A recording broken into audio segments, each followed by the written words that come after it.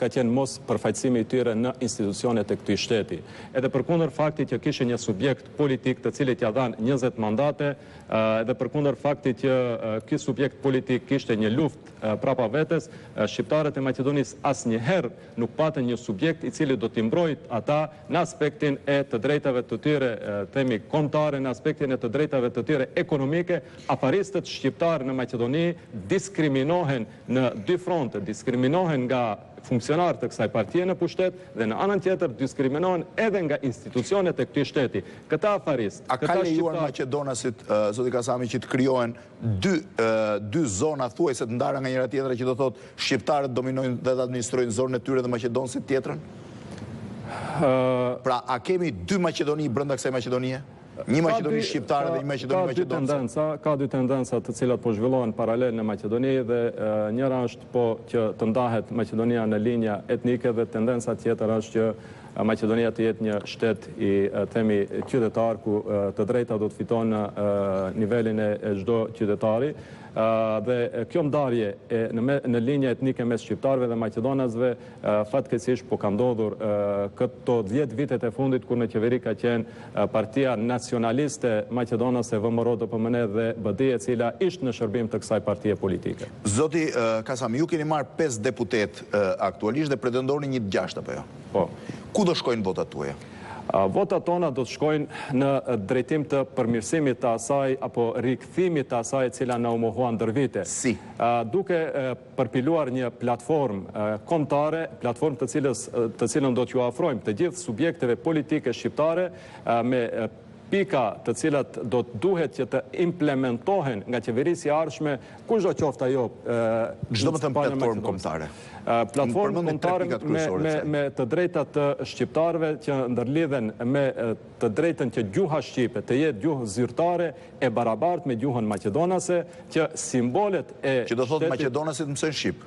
Që do thotë nëse shqiptarët mësojnë maqedonisht, edhe maqedonasit duhet të mësojnë shqip, sepse jetojmë bashkërisht në një shtet të përbashkët, që simbolet e këtij shtetit të jenë simbole të përbashkëta të shqiptarëve dhe maqedonasve, sepse nuk mund të pranojmë që himni I shtetit të përbashkët mes shqiptarëve dhe maqedonasve të jetë një këngë nacionaliste maqedonase, nuk mund të pranojmë që stemën të cilën u mundu BD-t na imponoi të jetë një simbol bullgar apo një simbol partijak I një partie dhe nuk mund të pranojmë diskriminimin ekonomik të shqiptarëve të Maqedonisë. Po deri tani këto janë gjitha çështje simbolike. Këto nuk përmirësojnë jetën e qytetarëve shqiptarë në Maqedoni. Jetën e shqiptarëve të Maqedonisë e përmirëson nëse ne kemi një strategji të zhvillimit të arsimit I cili në Maqedoni fatkeqësisht arsimi shqip në Maqedoni është në nivel shumë më të ulët se arsimi në gjuhën maqedonase. Ne do të kërkojmë nga kjo qeveri që të ketë një strategji të zhvillimit të arsimit në gjuhën shqipe I cili do të bjerë nivelin e arsimimit të fëmijëve ta në nivelin e atij në gjuhën maqedonase. Do të kërkojmë që të ketë një strategji për zhvillimin kulturës shqiptare në Maqedoni. Por zoti Kasami, kam qenë te jeti befasuar kur në Korrik, mbas atij që quhet grushti I shtetit në Turqi, kam parë student shqiptar të kolegjeve turke që digjnin diplomat që kishin fituar në këto kolegje sepse ishin kolegjet financuar nga Gyleni. Kjo është dashuri për arsimin apo është? Nuk ja kam iden, janë raste individuale dhe nuk e kam analizuar se çfarë mund të jetë kjo si situatë. Unë nuk besoj se mund të jetë kjo ndonjë. Sepse nuk besoj që dikush që do arsimin mund djegë diplomën e tij. Që është mundi I tij praktikisht, nuk ka lidhje fare me shkollën ku ka bërë. A ka partia juaj, zoti Kasami, financime nga qeveria turke, drejt për drejt nga qeveria e zotit Erdogan ose strukturat dhe shoqatat pranë tij?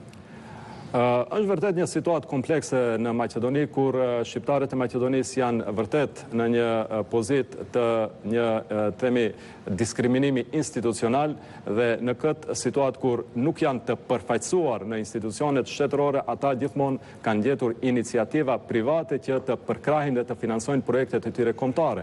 Kjo ka ndodhur në vitet e 90-ta me subjektet e para politike, organizimet e para politike të shqiptarëve të Maqedonisë, organizime këto të cilat janë financuar nga vetë shqiptarët e Maqedonisë dhe diaspora shqiptare. E till ishte rasti me Universitetin e Tetovës, i till ishte rasti me luftën e Diminishit. Ne vlerësojmë lartë dhe jemi krenar që shqiptarët e Maqedonisë identifikuan lëvizjen Besa si një projekt me interes nacional dhe përkrahje shqiptarëve të Maqedonisë dhe mërgjimtarëve tanë është e lartë. A jeni financuar nga shoqata turke dhe nga qeveria e zotit Erdogan? Është e pamundur një situatë e tillë, shkaku që në Maqedoni jo që ka një ligj për partitë politike, po ka një ligj të veçantë special për financimin e partive politike, një ligj i cili në detaje parashë burimet e financimit të partive politike dhe aktiviteteve politike. Në këtë situatë vlerësoj se është një spekulim i kulluar i partisë shqiptare në pushtet, e cila në pamundësi që të gjejnë njolla në biografin e funksionarëve të lëvizjes Besa, po mundohet që të shpif, gjithandej se lëvizja Besa